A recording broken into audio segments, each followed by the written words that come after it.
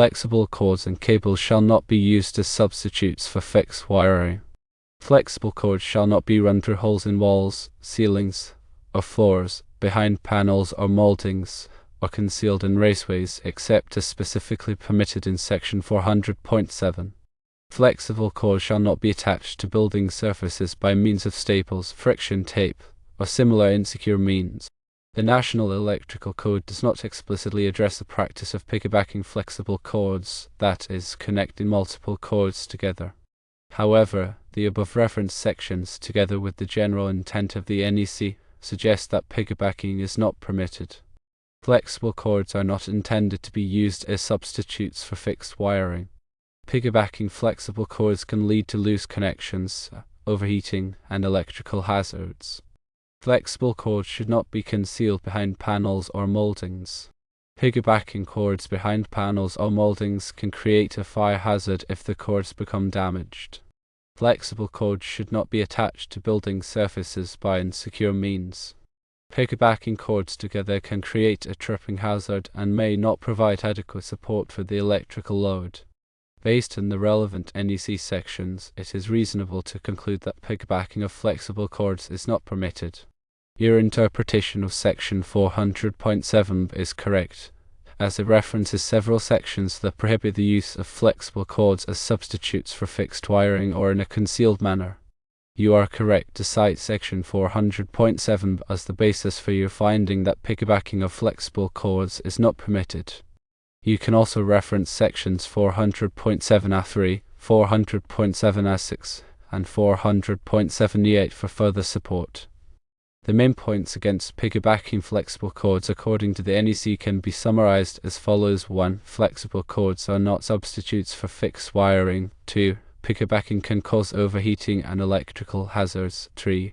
Cords should not be concealed, as this creates a fire risk if damage occurs. And 4. Insecure attachments and tripping hazards arise from piggybacking. When considering electrical safety and NEC compliance, it's crucial to understand the limitations and proper applications of flexible cords. Piggybacking cords violates the intent and specific regulations outlined in the NEC because it can easily lead to unsafe conditions. Think of fixed wiring as the electrical system's backbone, designed for permanent, safe, and reliable power distribution. Flexible cords, in contrast, are meant for temporary connections of portable equipment. Using them as a substitute for permanent wiring, as piggybacking essentially does, overloads their intended use. This misuse significantly increases the risk of electrical hazards. A primary concern with piggybacking cords is the potential for loose connections. Each connection point introduces resistance, which can lead to heat buildup. Over time, this heat can degrade the cord's insulation, creating a fire hazard and increasing the risk of electrical shock. Moreover, the cumulative amperage draw from multiple devices connected through piggyback cords can easily exceed the cord's rated capacity, further escalating the risk of overheating and fire. Concealing piggybacked cords behind panels or moldings is particularly dangerous because it prevents visual inspection and heat dissipation. If a cord becomes damaged or overheats, the problem may go unnoticed until a fire starts. The NEC explicitly prohibits concealing flexible cords for this very reason. The prohibition against attaching flexible cords with staples or other insecure means also applies to piggybacked cords. These methods don't provide adequate support and can damage the cord's insulation, leading to shorts and other hazards. Piggybacked cords are also more likely to create tripping hazards, especially in high-traffic areas. This is because the connections can be bulky and unstable, making them easily dislodged. To ensure electrical safety and code compliance, it's essential to avoid piggybacking flexible cords and instead use appropriate wiring methods and devices. For permanent power distribution, install fixed wiring that meets NEC standards. This includes using the correct gauge of wire, properly sized circuit breakers, and grounded outlets. For temporary power needs, use power strips for multi-outlet adapters that are listed by a recognized testing laboratory, such as Underwriters Laboratories or Electrical Testing Laboratories. Ensure that these devices have built-in overload protection to prevent overheating and electrical hazards.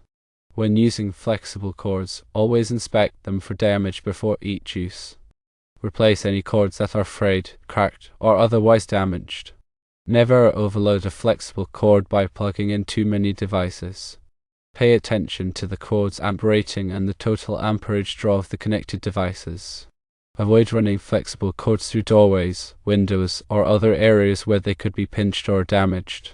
Keep flexible cords away from water and other liquids to prevent electrical shock. When not in use, store flexible cords properly to prevent damage and tangling. By following these guidelines, you can ensure that flexible cords are used safely and in compliance with the NEC. This will help prevent electrical hazards and protect people and property from harm. Remember that electrical safety is a shared responsibility. Everyone should be aware of the risks associated with electricity and take steps to prevent accidents. If you are unsure about any aspect of electrical safety, consult a qualified electrician. They can provide expert advice and ensure that your electrical system is safe and compliant with the NEC. In conclusion, while piggybacking flexible cords might seem like a convenient solution, it's a dangerous practice that violates the NEC. By understanding the regulations and following safe electrical practices, you can prevent electrical hazards and create a safer environment.